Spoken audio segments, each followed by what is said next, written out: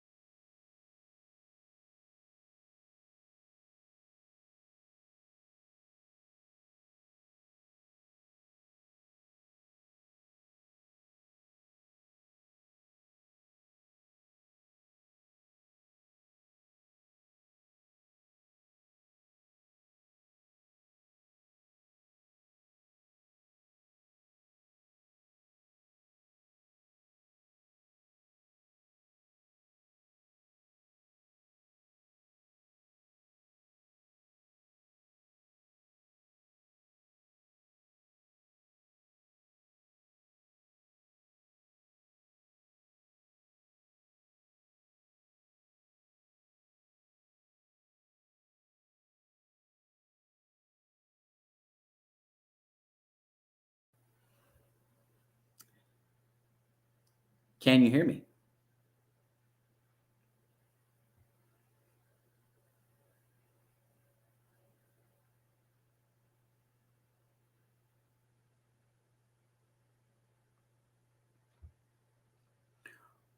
Hola.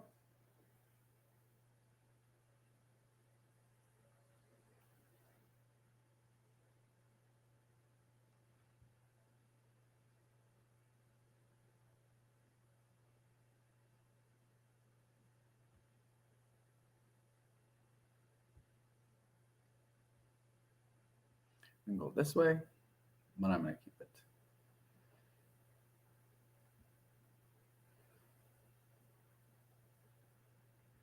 this way. Perfect.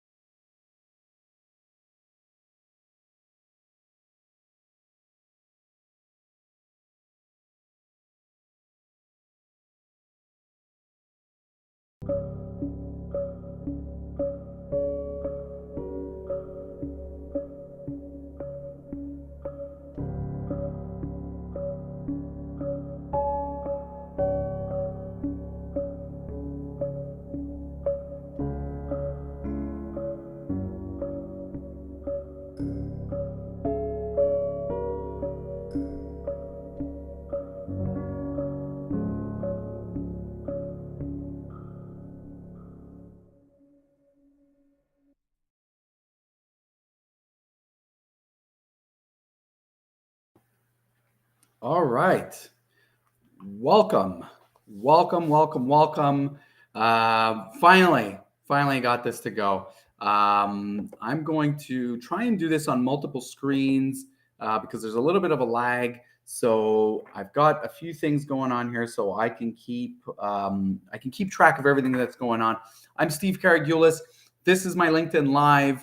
I'm very happy you can join.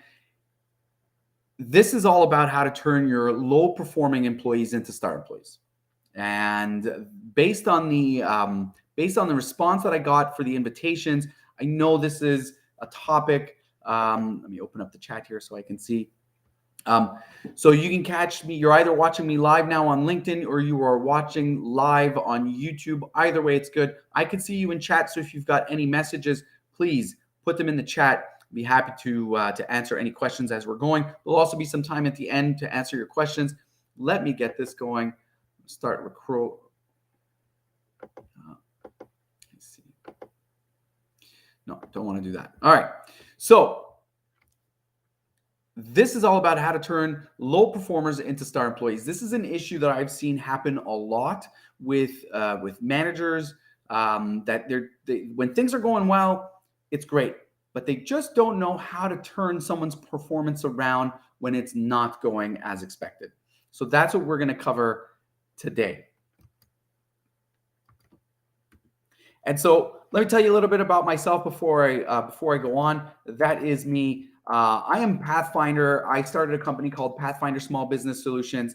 And at Pathfinder, the goal is to help managers turn into high-performing leaders, positively impacting the results and those of the organizations they work in.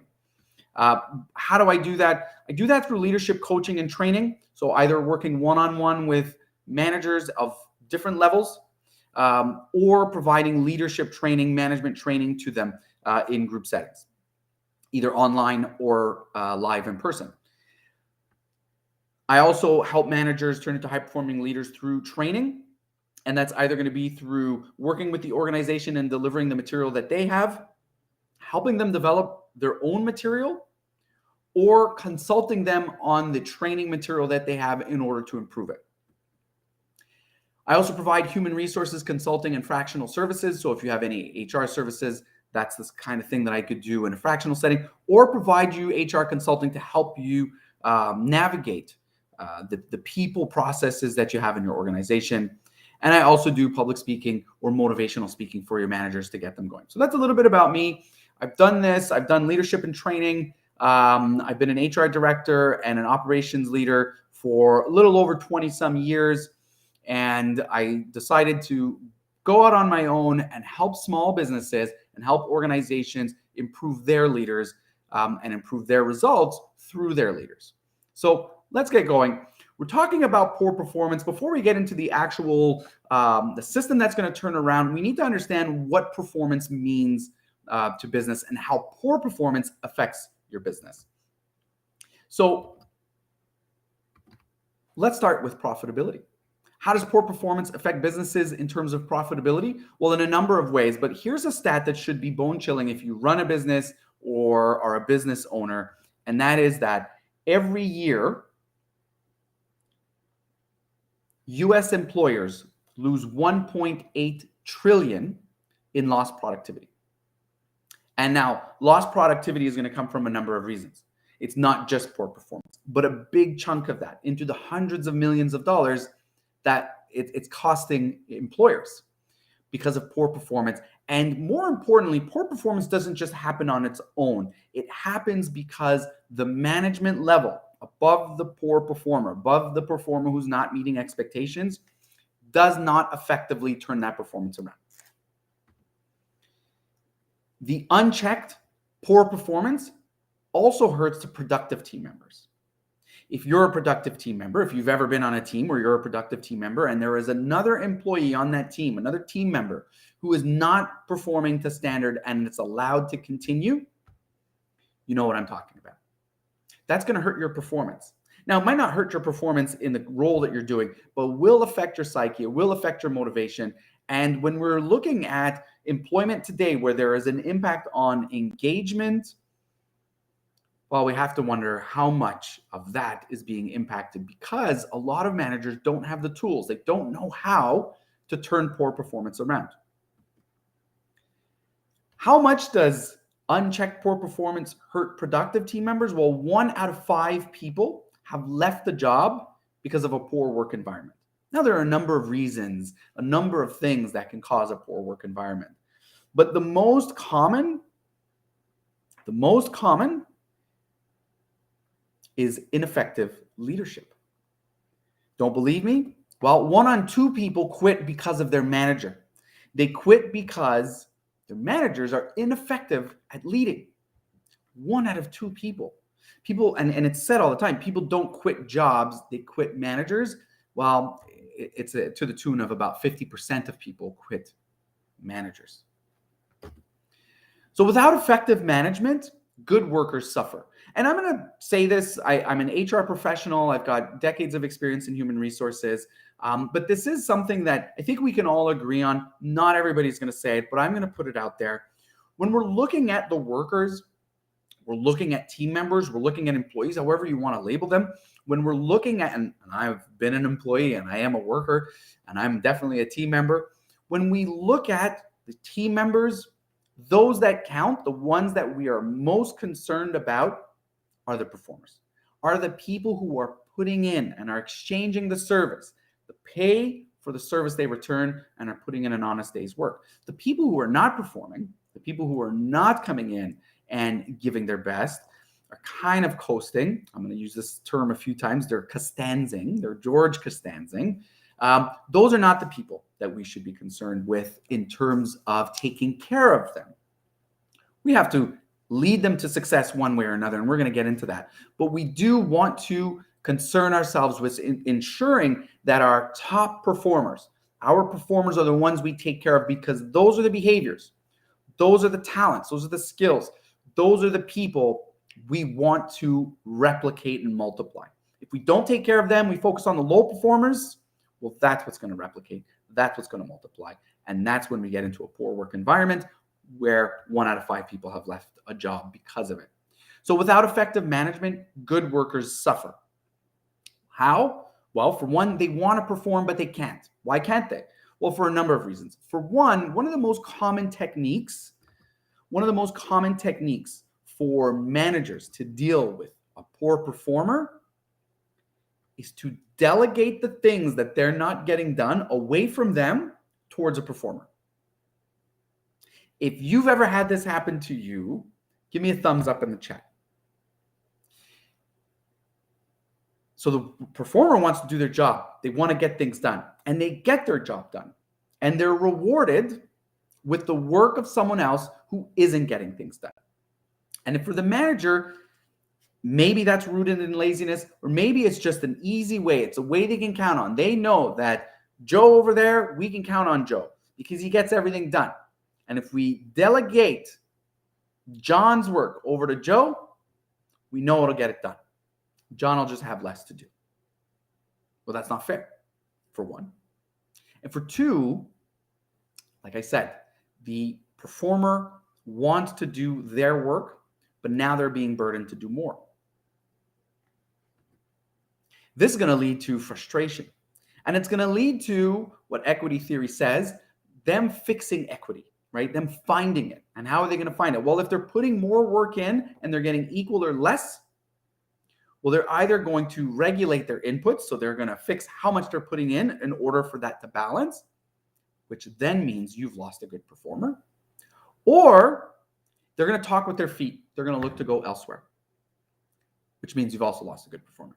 Now, you might say, well, but there are a lot of people who will stick around and do the work. Yes, there are, but eventually those people will fix this. They will fix it either through their work, they'll fix it by going elsewhere. And we've seen that a lot. That's what the Great Resignation and Great Migration was about. A lot of people saying, enough. I'm not putting up with the poor management. I'm not putting up with this lack of equity where I've got to work hard. I'm going to go somewhere else where I'm going to get what I think I deserve. And so ineffective management hurts the good workers. Poor performance affects businesses through their sales. Here are a few stats I want to throw at you so you can consider how much poor performance can infect your business. 84% of clients are willing to pay more for better experiences. They're going to pay more if they know their experience is going to be better. But 86% would leave the brand after only 2 poor experiences. So 86 would leave after only 2 poor experiences, while 84, almost the same amount, would pay to get a better experience.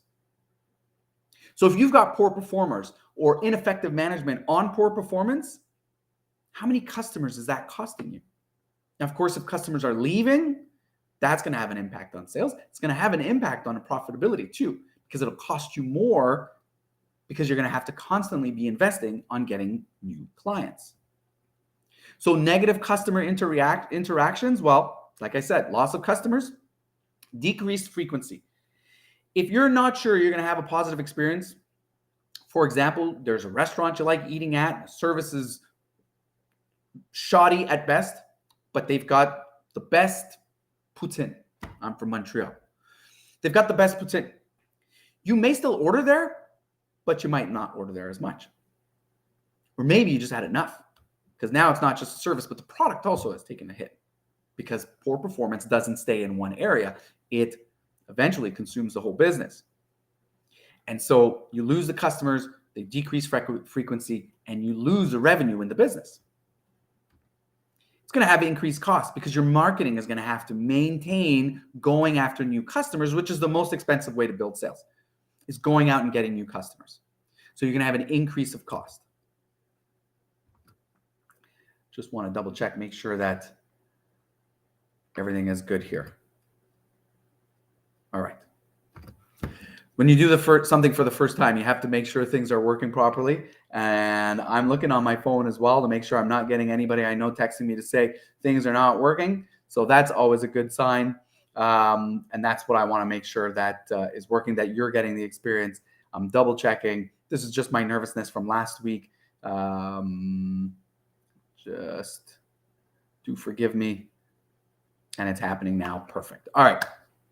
So increased cost, you're going to have to do more marketing, the expensive marketing, as opposed to maintaining your customers. You're going to have to invest more to bring in new customers. You may have to do more retention, so even more discounting, right? Or offering things that, I'm sorry, things didn't go to your expectation. Here, accept this, take this on us, et cetera, et cetera. That's going to increase your costs.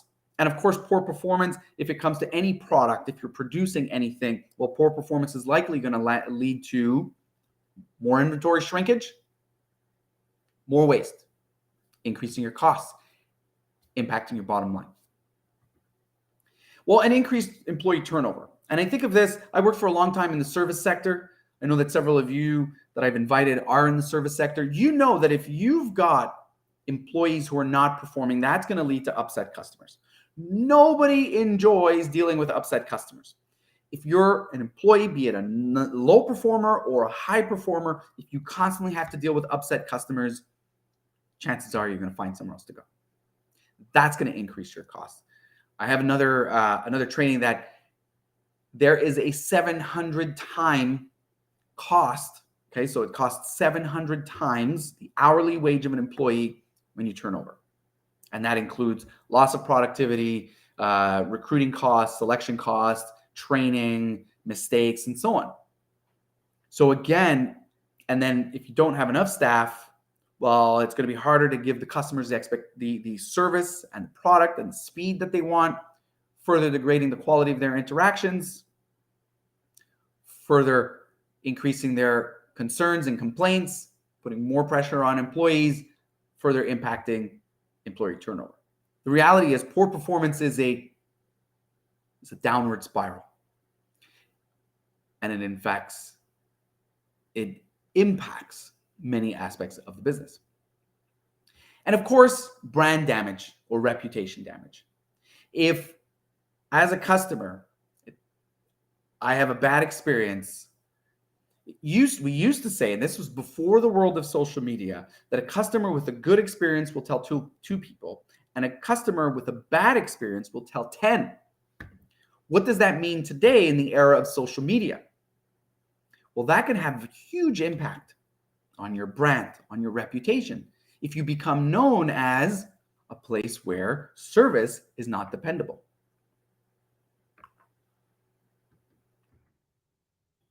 It can affect your staffing. Poor performance can affect staffing. We've already looked at a little bit in terms of turnover, but the good performers leave or become less good. Like I said, they're going to want to fix this. So they're going to want to sort this out so that I'm either going to get remunerated properly for putting in extra work and doing better, or I'm going to work less well. I'm going to perform less well so that I'm just like that guy over there or that girl over there is not performing because we're getting paid the same. We've got the same treatment. So why should I do more? And then the really good performers, those people who will perform no matter what, well, eventually they get frustrated and leave.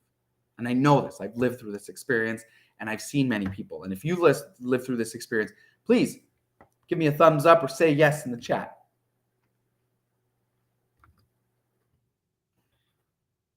In terms of staffing, can also impact your employer brand reputation. And this is when we're talking about attracting talent to your organization.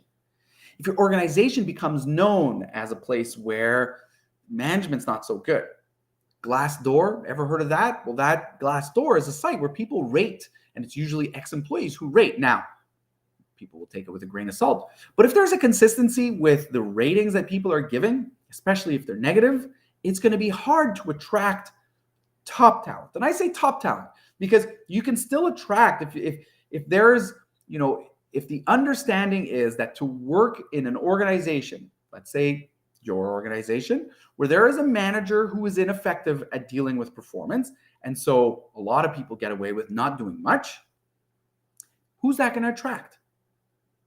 Well, it's not going to attract the performance. It's not going to attract the talent or the people who want to perform, who want to work, who want to have an impact. It's going to attract the people who are looking for that, the George Costanzas of this world. And of course, George Costanza, Seinfeld, if you haven't watched it, I apologize. I'm going to use that because that's probably the best example. But that's who you're going to attract. The other way it's going to attract the wrong people or not the right people is if I'm working for you, for example, and I'm working in an organization where it isn't fun because I'm constantly being delegated the work of somebody else who's not performing. Do you think I'm going to tell my friends and family, colleagues, my network on LinkedIn? Do you think I'm going to tell them, hey, you should come work in this organization? I'm going to say, don't bother. Don't do it. Further damaging your brand as an employer and making it harder to attract the talent that you need to perform. There's one more aspect to this, though. You've got an employee who doesn't perform, doesn't meet expectations, doesn't hit the output that they're supposed to, and gets away with it. They are more likely to refer their employees because they're having a grand old time. And so by them telling their friends and family and colleagues, hey, you should come work here, the chances are you are attracting the talent that you don't want. And so again, downward cycle, downward spiral. Not only will you attract less good talent, but the chances are you're going to attract less talent. That's going to lead to staff shortages or talent shortcomings, meaning they can't do the work properly. If they can't do the work properly or you don't have enough people, well, that's likely going to weaken your client experience. As the client experience weakens, worsens, it's going to have an impact, a further impact on turnover, which will further increase your costs, which will further decrease your profitability. And so the fact is that if companies invested as much in employee performance and satisfaction as they do in client satisfaction, they could achieve a higher return on investment that would impact almost all areas of the business. So to break that down, if companies' leaders, if organizations invested as much time, money, resources into managing employee performance and satisfaction and getting them to perform, influencing good performance, they did as much of that as they did in ensuring their clients are satisfied. For one, employees who are performing, they'll take care of the clients. They'll make sure they're satisfied. But they'll also make sure that other areas of the business are properly being run. That's why we're here today. So why does poor performance happen? Well, there's a number of reasons. For one, hiring. Ineffective recruitment and selection that poorly evaluates potential success. And so if you're recruiting ineffectively, well, you might not be attracting the right people, or you might not be attracting enough people, which then leads to a poor selection. If you've got to fill a position because it's impacting your operations, but you only get 5 candidates, you've got 2 choices. One, you don't hire. You leave the opening, further impacting operations. Who's that impacting? More likely your higher performers than your lower performers. That's the first thing. So if you're not attracting enough, there's an impact. Or you hire one of the people, and this happens a lot. We hire. It's not exactly what we're looking for, but it's what we got. So we're going to hire. That's called hiring a warm body. We're going to hire this warm body. We're going to bring them on. You got the wrong person on, right? Getting the wrong people on the bus, probably going to lead to getting the right people off the bus. Downward spiral. If you don't have the right people, it is hard to get the right performance. There could be ineffective or inadequate training.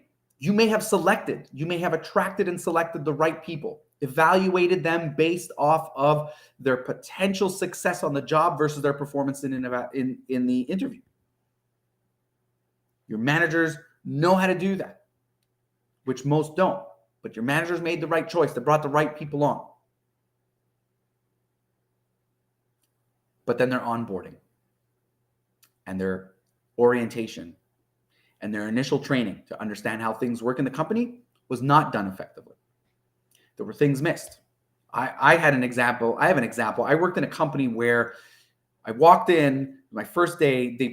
It seemed like they had forgotten I was starting. I was with one other employee who had just started. This was in a financial company, which, this happens in all kinds of companies. It's all about the managers, not about the business. My training was, here's a book, read it. We'll answer your questions at the end of the day. I had to spend 7.5 hours reading a manual about financial aspects. Yeah. Needless to say, I lasted 2 weeks because ineffective management doesn't just happen in training. There were other things as well. And I had left. I wasn't going to stay there. But had I stayed, and this is one of the reasons why I left, I didn't feel I was being set up for success. I was kind of like, here, just figure it out as you go. Well, what happens is when I'm dealing with customers, I've got to figure it out on the go. I'm probably not going to be successful every time. I'm going to have to learn as I go. It means I'm going to learn from my mistakes. So that leads to poor performance, ineffective, inadequate training. There's also sometimes you've got right training systems. You've got the program. You've got the plans. You've got things set up. But the manager does not know how to train. They don't know. There is psychology behind the learning, how adults learn. So there's ineffective or inadequate training. People bring the right people on. They're not trained properly. It's going to be hard for them to perform. Well, and then there's ineffective leadership and management. So you've got the right people. You attracted the right talent. You selected them based on their potential for success on the job. You've provided them great onboarding and great initial training so they know what they need to do, but then they're not led properly. They're a performer and they're seeing the non-performers being let go as in left to continue, or they're not managed properly, they're not guided, they're not reinforced, they're not given any feedback, and their performance suffers. So these are the reasons why poor performance happens. And here's something I'm going to say several times, and I want you, if you're going to take one thing from this whole day, I want you to take this. The standards walked past are new standards set. Doesn't matter what's in your standard operating procedures, doesn't matter what's in the operations manual or your standards manual or wherever you keep your standards. If when performing the task, the manager walks past someone not performing it properly and says nothing, a new standard has been set. That's poor performance. So how much do managers impact performance? Well, I put this beautiful chart here from the Harvard Business Review, but let me break this down for you to the two most important things. The least effective managers, the ones that we want to improve, well, they have 3 to 4 times as many employees quiet quitting as the most effective. That means they have 14% of their staff quiet quitting, meaning they're there, they're not doing much. They're doing the bare minimum. They're George Costanza. They're working hard at not working. Those are your least effective managers. But here's another thing.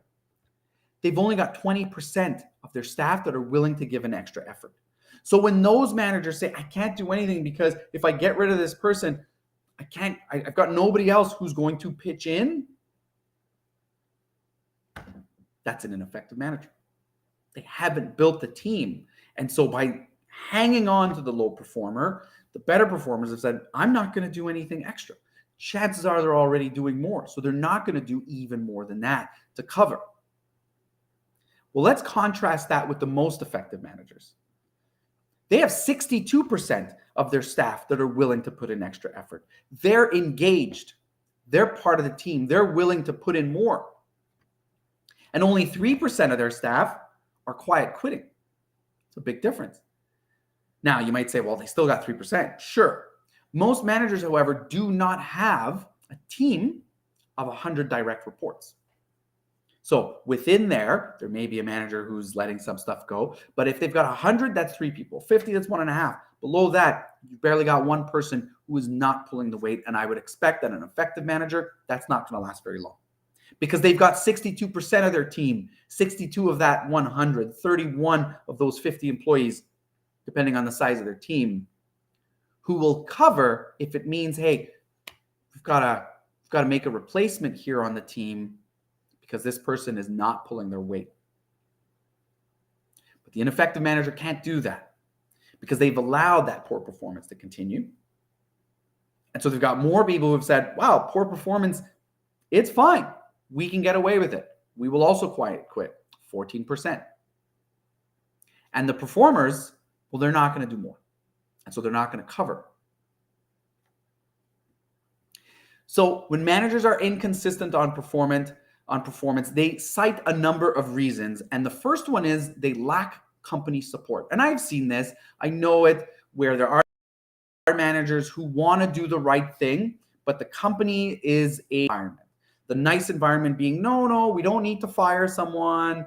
We can talk with them and turn it around. And as a result, undercut the manager. And that in itself is poor performance management by the organization. So I can understand those managers. And those managers, those who want to perform, well, they end up leaving. Biggest demographic in the migration, right? Biggest demographic, biggest role that were filled, that people left from one job and go to another because they were fed up, they were tired. Laziness, and I'm going to call this out. I think often managers don't do it because they're lazy. They don't want to do it. If I have to discipline this person, if I have to have this conversation with this person, that's work for me. I've got to do more work.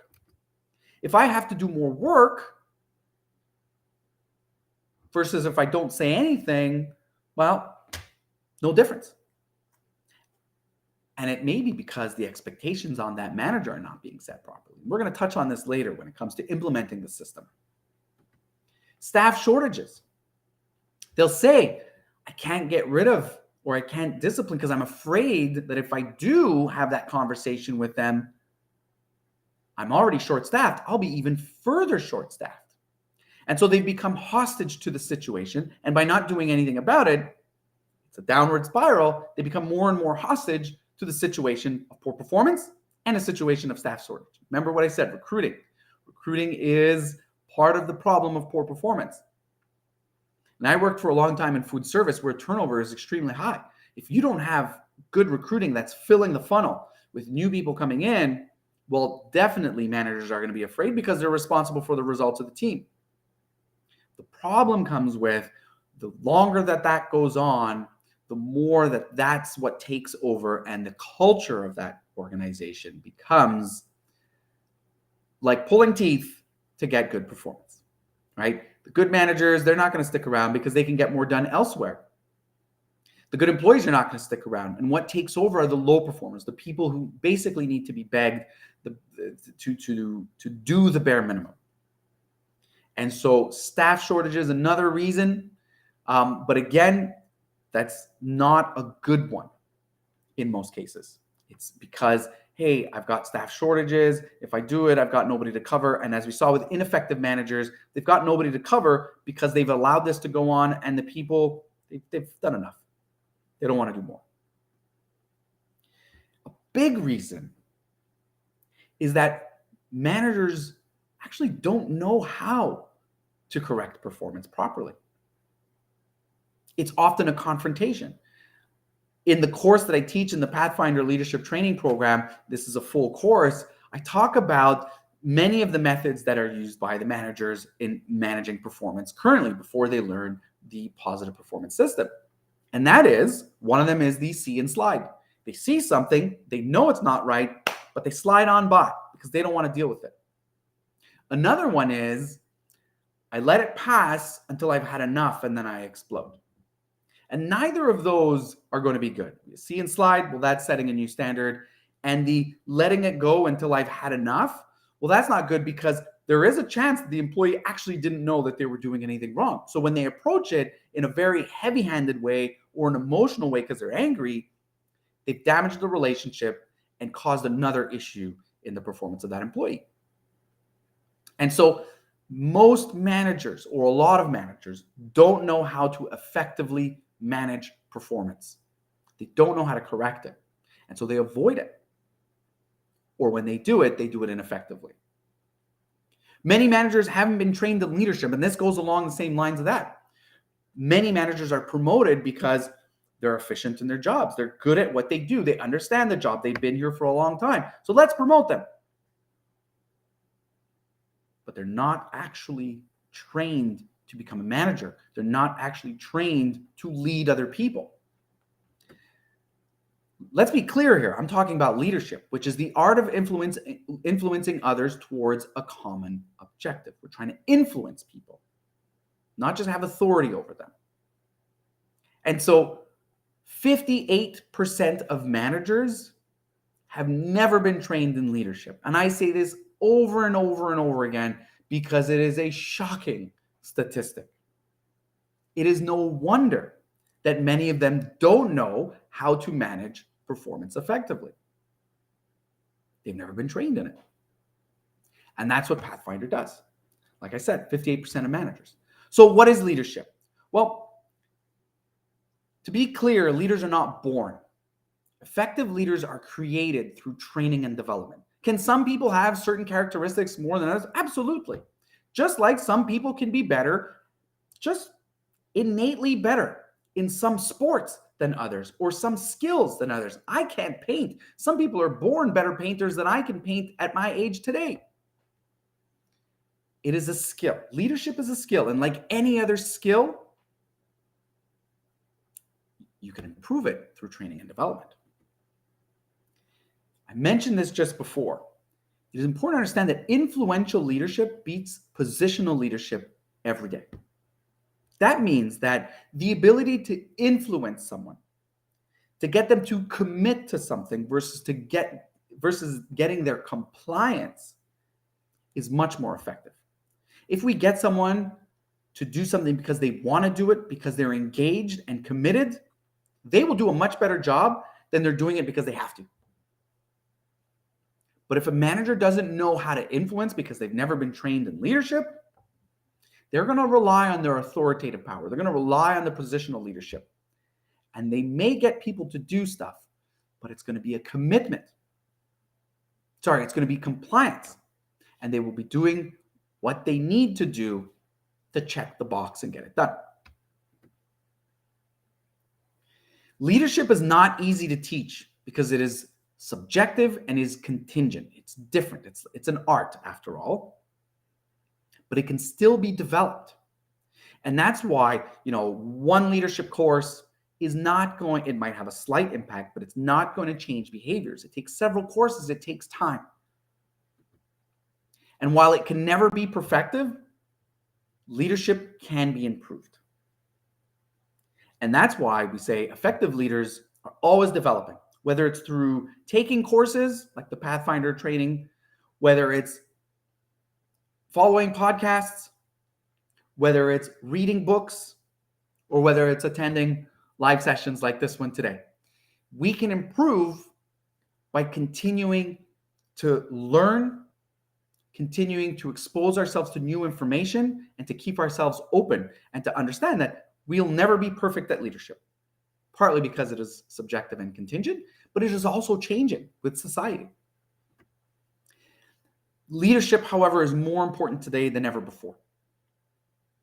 And I think that this one is important to really drive home. We are dealing with issues today that we didn't in the past. And I'll give you an example.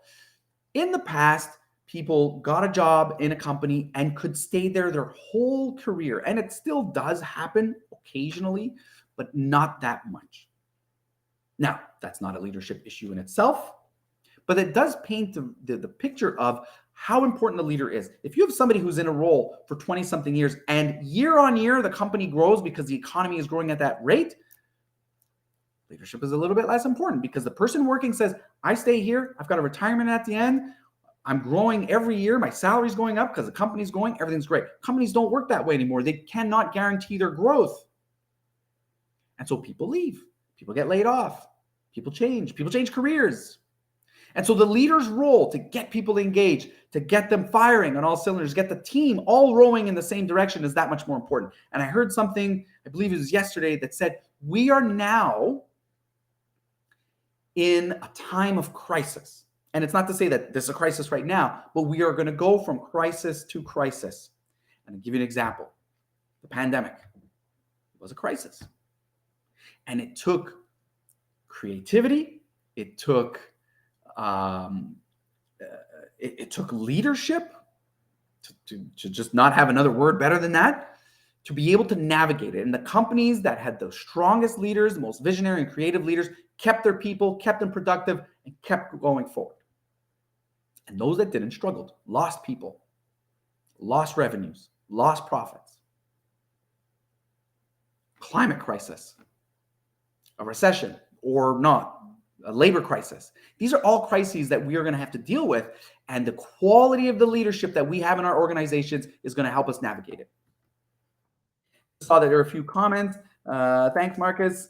And Mary says, hiring freezes are a huge deterrent to managing poor performance. If I let them go, I can't replace. Yeah.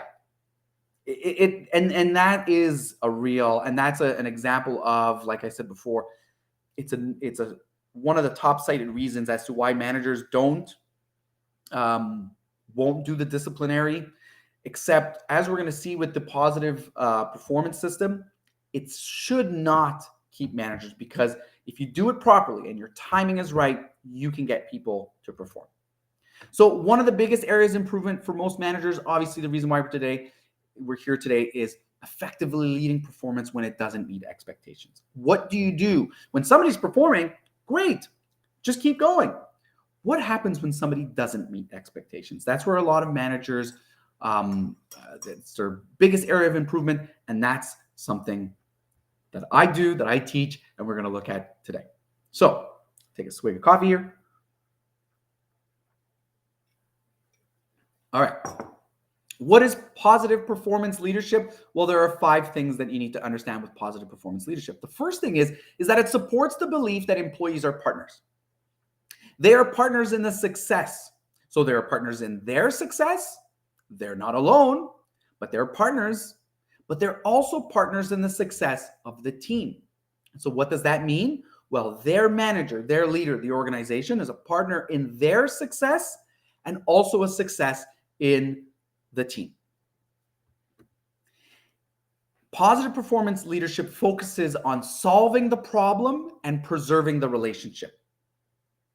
There are going to be 2 goals to it. We want to solve the problem, obviously. We've got a performance issue that needs to be fixed. But we don't want to fix it at the cost of the relationship where we're kicking the can down the road and it's going to come back when either that employee quits, stops performing as well, kind of quiet quits. We want to preserve the relationship to maintain the performance down the road. It eliminates the criminal justice mentality. My opinion is we work with adults or young adults, adults of all ages for the most part. They're coming to work and they're giving their time. Yes, we pay people, but it's still volunteering their time. They're coming in. We don't need to proceed with a criminal justice mentality. I never understood managers who said, oh, this person's not doing this. I need to put a consequence. We don't need to have consequences. And this system says no consequences needed. We're going to discuss things. The consequence in the end comes down to if it continues, you're not going to be here much longer because we need you to perform. But it's eliminating the crime and punishment. There's no punishment in this. We have discussions and there could be consequences in the sense of, well, you work on this project. This is a project that a lot of people want to be on, but you're not performing to the level that we need for the people on this project. We're going to need to reassign you to another project, maybe one that less people want to be on. That's not crime and punishment. That's a consequence to low performance. And that's what this does. The positive performance leadership, and this is why I like it, it helps leaders confront poor performance. It's helping them, and we'll look at it through preparation, building their confidence to get them to get in front of the person who's not meeting expectations. So they're not setting lower and lower standards, but they're making sure the standards stay put. And that brings us to the fifth point, which is it protects the good performers from ineffective leadership, because that's who we care for. We want to make sure our good performers perform better. So I'm going to give you an analogy that can help you understand the system and the goals that we're trying to achieve. Imagine you've got a neighbor and your neighbor has a dog. And your neighbor's dog is kept chained up, but a long chain. And it's a mean dog. And so your kids are afraid to play outside. Your Uber Eats and Amazon delivery people, they don't want to come because they're scared of the dog. The dog is fertilizing your lawn and digging up your plants. And your walk to your house on the walkway is like you've got to walk around landmines because he's leaving you surprises. So you're going to have to talk to your neighbor. Your conversation is going to have two goals. And those two goals are simple. The first one is you need to solve the problem. You got to get your Uber Eats when you're ordering it. You want your Amazon Prime. You want your kids to play outside. You want your grass to look green without burn spots and poop everywhere, etc. But here's the thing. Your neighbor lives next to you. You can't just go over there and stomp and scream if you want to get things done and continue to have a good relationship with this person who lives next to you and has this big scary dog. So you have a second goal. And the second goal is you need to maintain the relationship. It's the same thing with this system. When we have a performance issue, we want to solve the performance issue, but we want to maintain the relationship because we want to continue to work with this person. If we've effectively recruited and selected, this is someone who's going to work out on this team. So we want it to work out. Solve the problem, maintain the relationship. Two goals. So how do you approach poor performance? Well, timeliness. Remember, the standards we walk past are the new standards we set. So we want to make sure that when we see something, we say something. But we ask questions first. We don't quickly say, you're doing that wrong. Maybe the person didn't even know about the standard. So we ask questions. So for example, I worked at Domino's Pizza and there was a uniform standard. If you walked into a store and somebody was wearing blue pants instead of black pants, you didn't automatically say, those pants are wrong. You got to go home now. You start by saying, hey, the standard are black pants. How come you're wearing blue? Get them to talk to us about it so that we can know maybe they didn't know. And if they don't know that standard, gives us an insight to maybe their training isn't very effective. Or we can understand their situation. We say, I had black pants, but I poured bleach when I was washing the floor yesterday, and now they're all spotted, and I didn't want to wear those, so I put these ones on instead. We've got an understanding. You can See how just that step alone can help maintain the relationship. And we're going to give the benefit of the doubt. By giving the benefit of the doubt, we're treating our employees with success and we're involving them in their success. We're treating them with respect and we're involving them in their path to success. We give them the benefit of the doubt because it could be the training. And so we always want to assure that it's not a lack of communication or a lack of training that has led to the poor performance. If it is, we deal with it that way. We don't even get into disciplinary discussions. We deal with the knowledge. The second one is we want to be specific. What is the performance gap? We want to make sure that it's clear. This is what's expected. This is what's actually happening. So that we're painting a very clear picture. What is the impact on the customer, the business, and the team? We want to make sure that the employee knows that this isn't just some random rule. This actually impacts our business, or it impacts our customer, or it impacts your teammates. So that they know that their performance or lack thereof has consequences. And we want to be clear on the issue. We want to make sure that the issue is understood. I've always said it should be objective enough that we can take a picture of it, that we could record it, that we can show clearly, objectively that there's an issue. And we do that by classifying it should be conduct, attendance, or results. So those three, make those clear. Being specific allows the employee to understand. And then we want to increase accountability. We start at the outputs. And what I say by this, I help managers, I let them know, focus on the outputs. If you have a team member and they're hitting their outputs, they're hitting the goals that you've set, we don't worry about the inputs. As long as the legal and ethical rules are being followed and they're hitting their outputs, we're good. Don't get into micromanaging. Don't start investigating. If somebody can get something done in 6 hours, it takes somebody else 7, good for them. They're just more effective. They're just more efficient. And we should be finding out what they're doing so this person can do it in 6 as well. But we move to inputs when the expectations are not being met because we want to help them with success. We want to see, well, how are you doing the job? How can we help? Maybe there's some fine tuning we can do to make you more productive so that you can hit your targets and you could be successful. But we don't get into the fine details if we don't have to. It's also important that the leader understands their role in the team's failures and successes. They need to understand that they're a part of it. Too often I hear managers say, oh, my team, and blah, blah, blah, and they speak poorly of them. And I say, but this is your team. If you're speaking poorly of your team and you're saying, they can't do this or can't do that, whose fault is it? Whose responsibility is it? And if it's one person, yeah, maybe you can say that one person's not getting it. But when you say it's your team, guess what? As the leader, it's probably you. So we need to make sure leaders understand that they are part of and they are accountable for the failures and the successes on their team in part, if not in whole. So before the discussion with the employee. So now we've had the first discussion, we've determined, it was a training issue. And the next time you see the person with those blue pants again, and they say, oh yeah, I didn't know. Well, now we know that's not the case. Now we're going to have a disciplinary discussion, but we're going to prepare for this discussion. And that's one of the areas where managers fail. They don't know how to prepare. And so going into an uncomfortable conversation without preparation will reduce their confidence and make them avoid that difficult conversation, that uncomfortable feeling. So in this system, we have a performance discussion worksheet that the managers use to prepare for the discussion. And it's just a guide to help them in preparing the proper steps. We're looking at what are the facts? What are the facts? What do we know? Do we know all the facts?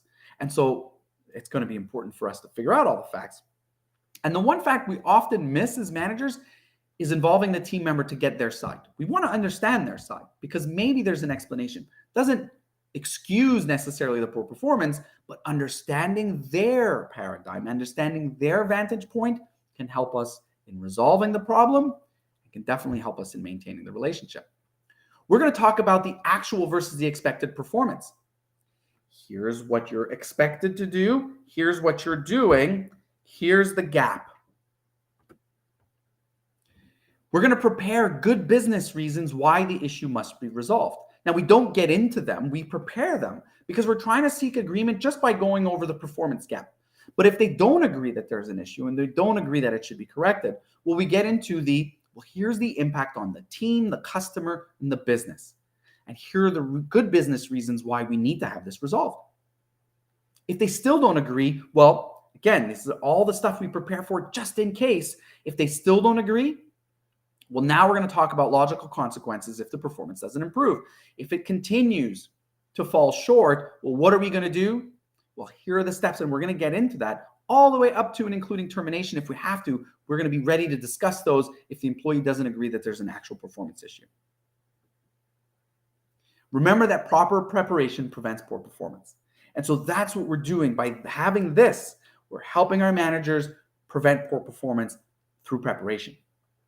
It allows the leader to be confident in the discussion and the approach. With that confidence, they're more likely to execute that discussion. They're less likely to avoid it. So the performance discussion means that the team member and the manager are both involved in the turnaround of performance. It starts with saying something like, I have a problem and I need your help. I have a problem as a manager. I have a problem because my team, they're not all meeting expectations. And your problem as an employee is partly my problem. And I need your help to solve that. That's what we're saying there. This acknowledges the leader's role to support the team towards success. Saying, I'm part of your success because it's partly my problem. It helps drop the defensiveness of the team member. The team member,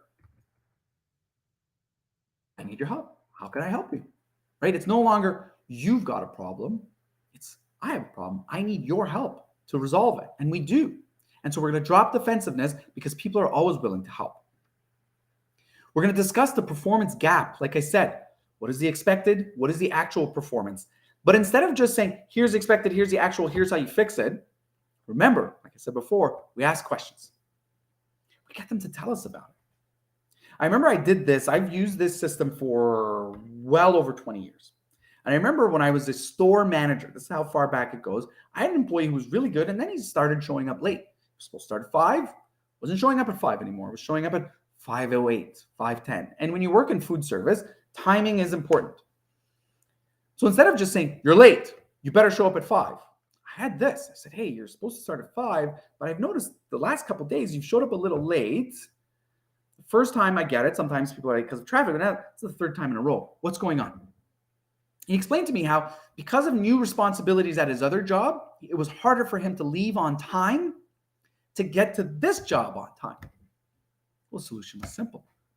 Okay, so if I started you later, do you think you could make it on time? Yeah, I wouldn't have a problem. Great. So if I put you at 5:30, you wouldn't have any issues being here on time. No, not at all. Okay, would that work for you? Works for me. Works for me too. We have an agreement. We didn't have to get into the business reasons. We didn't have to get into the consequences because discussing the gap in what I needed from him and what he was delivering led us to a solution. Adjust your schedule, you show up on time. Now, if it continues, well, now we have another discussion. Now we have another problem as well. Because you said if I did this, we wouldn't have the problem. And I did this. That was my end. But you didn't hold up yours. Now we have a second problem. How do you get managers to follow this system? Well, you learn it and you use it yourself. If you're the president of a company all the way to the shift manager or whatever your organization's hierarchy is like, you learn it and you use it yourself. It is important to have timely, specific, and honest communication about performance and make it the norm. This is the way we do things throughout the organization. It doesn't work if you don't have the buy-in from the top. You introduce it to managers. So through the training that we do, we're introducing the system. We explain why this approach, like I did today, we explain the issues of poor performance and the benefits to turn it around, why it's important, and how it works. And we practice. Yes, we teach the theory, but we practice role plays, and role plays of all kinds, ones that go easily, ones that don't go so easily, so we can put the managers in real life situations so they become more comfortable with having to do it in their work setting. We make it the standard approach to poor performance, and this is where a lot of organizations fall. the manager also has to become accountable to using the system. So for example, I've worked in HR a long time. I know that some of the people I've invited here are HR. A manager comes to you and says, I have a performance issue with an employee. Well, if you're following the system, we should have documentation. We should see some performance discussion sheets. Please show me your notes. What have you been doing? What are the discussions and what were the agreements that you had so far? I don't have any. Now we have to have a performance discussion with the manager because they're not meeting expectations on how to manage performance. And so how do we do that? We set the example as the leaders and we have a performance discussion with them, letting them understand that the expected performance is that you use a performance discussion or the positive performance leadership system. The actual is you weren't. Tell me about it. And we use the same system. And we follow up in growing intervals. So after we've introduced the system, we continue to follow up. Say, hey, have you had any performance issues? Show me your notes. Let's see what's going on. We ensure that adoption is happening because that's how we start to go away from I don't want to have to deal with performance to it's so important that I manage this now properly, effectively, so it's not a much bigger problem later. And I can tell you, you might know this, and if you've seen this, go ahead, put a thumbs up or a yes in the chat. But I can tell you that I've seen it that when it's not dealt with, that downward spiral is a real thing. And that low performance grows because more and more people start to understand that I don't need to do the extra. If I do the bare minimum, they won't do anything about it. How does this turn employees to stars? This is the goal of today. Well, for one, it sets employees up for success. We want to set people up for success, give them the opportunity to prove you right. But when we don't set people up for success, we're basically setting them up for failure and they'll prove you right. So set them up for success and give them the opportunity to prove you right. Like I said, the first communication is, hey, what's going on? We can ensure that we've provided proper training and communication before we have any disciplinary steps. Because it's important, if somebody failed at some point, if the system failed, or if the person just didn't understand, we shouldn't come down on them like a ton of bricks. And you may think that, well, having a disciplinary discussion shouldn't be that. It shouldn't. But for somebody who cares about their performance, somebody who cares about the word of their boss, somebody who may have had a bad boss who fired them for nothing, having a disciplinary discussion can be quite traumatic. It can impact them. And so by doing it this way, we're setting them up for success and we're providing the benefit of the doubt. And we're saying, we're here for you to succeed because your success is our success. We're preserving the relationship. We're not kicking the can down the road and making sure there are going to be some issues. We're not emptying the emotional bank account by pouncing on someone who's done something wrong or letting things go on and then suddenly enforcing a rule. We're preserving the relationship because in the end, people can fail. It doesn't mean they're bad people. And it doesn't mean there needs to be a relationship issue. We're trying to set people up for success. And I believe that can happen all the way until termination. Because even at termination, it can be, you're not going to succeed here. Let's help you go elsewhere where you can succeed there. It improves communication in a positive manner. It corrects shortcomings quickly, which makes it a lot easier. It prevents resentment and frustration from the rest of the team, aka your high performers. So how can Pathfinder help? Well, this course and other leadership training is available, both online and live virtually. We look at, and we being me and Pathfinder, we look at what to do when performance doesn't improve. That's this system. I focus on the mindset of managers, and I do this throughout this training and other trainings. Getting managers into the right mindset impacts their discipline, their self-discipline, and impacts the action they take in leading their team. This training, they also learn how to influence a poor performing employee to get them to resign. We're not looking just to terminate and fire. We are going to bring people to the point where they can understand that it's not working for me here, and I don't want to be here because it's not working, and nobody likes failing. So I don't want to stay here and fail because I know I can't get by with this poor performance.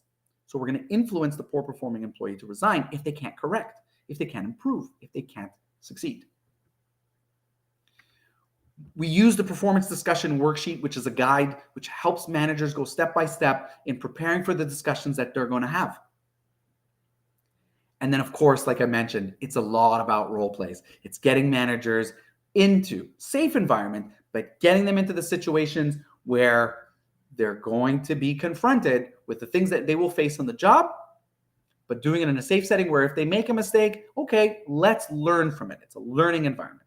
And so that's how Pathfinder applies this training and helps managers improve in turning low performing employees into stars. And so the Pathfinder Leadership Training Program, this is one of 8 courses in the Pathfinder Leadership Training Program. It is an online program consisting of 8 courses and weekly live training.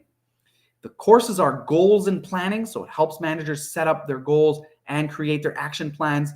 It teaches them how to recruit effectively, how to select for job performance, not interview performance. It teaches them the fundamentals of leadership, effective communication, and how to influence with communication, how to communicate using technology, being text and email, and how to manage conflict or resolve conflict. It teaches them how to coach and how to train. A lot of the things I talked about today. It's got this course, Leading Employee Performance, and then there's an introduction to small business finance as well. And there are weekly live trainings every Monday for an hour that dive deeper into each of these topics and allow for live Q&A. This is how Pathfinder can help you. This is how I can help you. If you see this in your organization as a need, please drop a comment, DM me. We can have a conversation. There's no obligation for you, but at least you'll know what the solutions are out there. I provide leadership training, one-on-one high-performance leadership coaching, leadership and HR consulting, fractional HR services, training and development, and motivational speaking. How can you turn low performers into star employees? That was this session. I'm going to stop sharing now to see if anybody's got any questions. I've gone a little bit over the hour. Hopefully, there's some of you still around. What have you done to help the person be successful? What have you done to help the person be successful? That's a question to something that I had said. If you can add to that, Mary, I'm not sure exactly. If you've got any questions, like I said, put it in the chat or send me a DM. I'd be more than happy to answer. I'll give it another minute or so. And if there are no questions, I thank everyone. Thanks, Nicole. I thank everyone who's attended. I thank everybody who's, hopefully you learned something out of it. Remember, if you didn't learn anything else, the one thing I really hope you learned, the standards you walk past are the new standards that you set. So make sure that your managers, that you as a leader and your leaders working for you have the training and the skills, the abilities to be able to correct those standards, solving the problem while maintaining the relationship. Oh, yeah. Okay. So in HR, when somebody comes to you with it, you ask them, what have you done to help the person be successful? And that's a great question. It's so important. And if your experience is like mine in HR, Mary, often you get the look, which is they're not really sure what you mean. They've had to, unless they've worked with you a few times, then they know exactly what you mean. And with time, they start understanding what the expectation is when they come to you. And so when I've worked in organizations where I've trained this is what I look for. And that's what it takes for them to, for the managers to use it within their performance management.